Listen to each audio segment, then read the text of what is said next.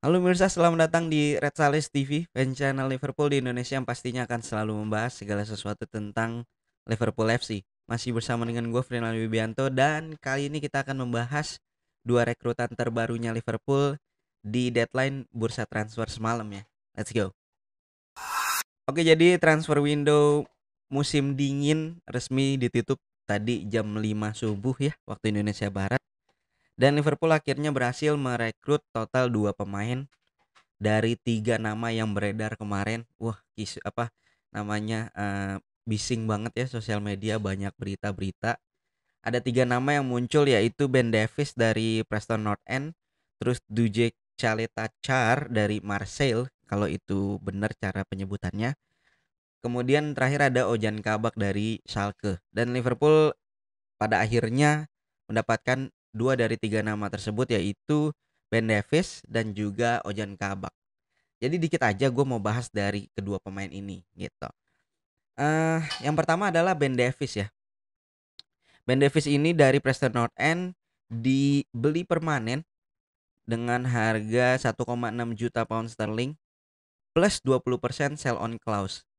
Jadi itu artinya Liverpool harus membayar ke Preston North End dengan harga 1,6 juta pound sterling plus 20% dari 1,6 juta tadi gitu. Nah, ini adalah sell on clause ini adalah apa ya, semacam, klausul gitu ya, di kontraknya Ben Davies dengan si Preston gitu ya, bahwa apabila ada tim yang mau beli dia, ya itu harus tambah 20% dari total harga kesepakatan gitu. Kalau dilihat posisi aslinya si Ben Davies ini, itu adalah seorang left back ya, dan tentu saja ya walaupun di kayaknya sih akan dipakai sebagai center back tentu saja ya di Liverpool karena kita urgennya di situ, dan memang orang ini juga sering bermain sebagai center back, tapi posisi aslinya sebenarnya dia adalah left back. Itu yang perlu diketahui. Kalau gue lihatnya ini tambahan apa ya, bukan bukan tambahan ya, ancaman aja bagi Tsimikas gitu. Karena Tsimikas kita tahu sendiri semenjak dibeli sama Liverpool itu belum menampilkan performa terbaiknya, jadi masih suka sering cedera. Jadi kalau memang tempatnya nggak mau diambil sebagai backup utamanya Robo, ya ini waktunya Tsimikas membuktikan dirinya gitu aja sih. Karena ada pemain lain gitu yang berpotensi untuk mengisi posisinya dia gitu. Tapi pada akhirnya Ben Davies ini center back ya di Liverpool. Gue mau teman-teman kita sama-sama lihat di sini. Gue udah ada secara historically, secara apa namanya, sebelum-sebelumnya dia gaya bermainnya gimana. Ini gue lihat dari Instagramnya Beta Kopites. Ini dia gaya bermainnya sebenarnya agak mirip sama Virgil van Dijk, yang mana dia suka supply bola ke final third, ke depan ya, areanya striker. Ini kalau kalian lihat, yang merah ini, garis merah adalah operan berhasil, dan garis abu-abu putus-putus ini adalah operan yang gagal gitu ya. Nanti kita akan lihat perbandingannya sama Virgil van Dijk. Selanjutnya ini apa namanya, build up-nya dia, operan-operan yang biasa dia lakukan itu ke left back, LCM, dan ke right back gitu ya, atau langsung ke forward gitu, ke depan, ke striker gitu. Nah, ini yang biasa networking build up yang biasa dia lakukan. Kemudian ini defensive action map, dia main memang di sebelah sini ya, area sini paling sering. Jadi memang ini posisi yang dibutuhkan Liverpool memang, karena kita kehilangan semua back senior kita. Dan ini terakhir ada perbandingannya sama Virgil van Dijk ya. Operan-operan long ball ke final third, ke depan, itu kalau dilihat memang mirip ya sama punyanya Ben Davies gitu. Cuma memang secara gua nggak tahu nih, secara keberhasilan suplai bola apakah sudah setajam Virgil van Dijk apa belum. Tapi kalau untuk urusan itu seharusnya sih bisa apa namanya, dilatih ya gitu ya, dipertajam eh, untuk urusan akurasi. Yang penting gaya bermainnya aja dulu gitu. Jadi sebagai bagian dari deal-nya Ben Davies itu Sepp Vandenberg dipinjamkan. Jadi untuk ini sebenarnya kalau dihitung-hitung ya, eee, buat Preston North End juga menguntungkan karena dia ketika kehilangan pemain langsung dapat gantinya gitu ya. Walaupun pinjem dapat 2 juta, dapat sekitar ya 1,6 juta pound sterling, lumayan lah gitu. Sekitar 2 juta itu lumayan banget, dapat back juga, udah dapat back juga. Kemudian dari Ozan Kabak ini dari Schalke pinjam sampai akhir musim, harga pinjam 1 juta pound sterling. Dapat ini nggak harus beli ya. Jadi sempet beredar kabar bahwa Liverpool wajib beli di akhir musim. Cuma itu hanya jadi opsi aja. Jadi ada opsi beli permanen, kontrak 5 tahun seharga 18 juta pound sterling. Itu opsi aja, jadi nggak harus, nggak wajib. Ini tentu saja kejeniusannya Michael Edwards ya kayaknya ya. Semuanya ini memang, inilah kejeniusannya dia lah. Kalau memang ini positif ya buat Liverpool.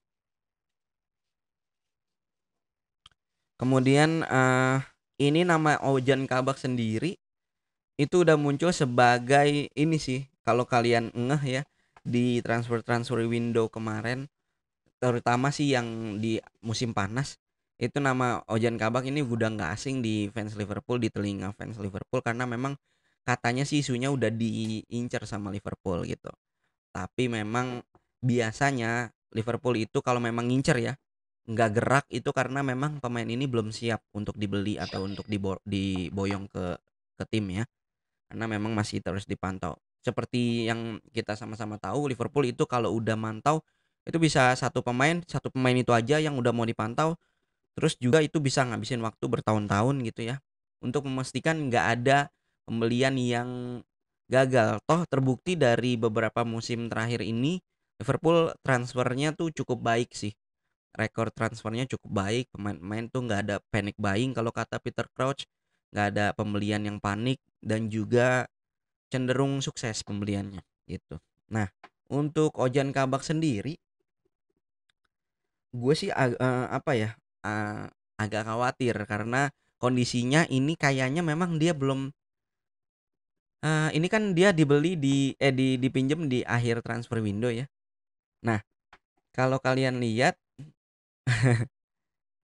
ini di Schalke sendiri itu,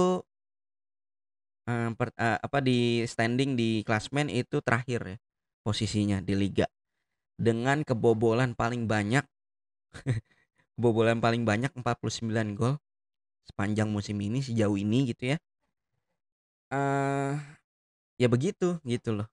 Gua ngerinya ini ya jadi panic buying pertama mungkin ya selama beberapa tahun terakhir dari Liverpool. Cuman lagi-lagi ya, Schalke defensifnya jelek terus ngaruh ke Liverpool nggak gitu juga kan. Kita lihat lagi bagaimana kehebatan pemain tersebut mengintegrasikan dirinya dengan gaya bermainnya sistem gaya bermainnya Liverpool gitu kan. Kita lihat contoh paling gampang kita lihat Andy Robertson lah. Gimana banyak pemain gimana banyak tim yang nggak apa ya, nggak serak sama dia.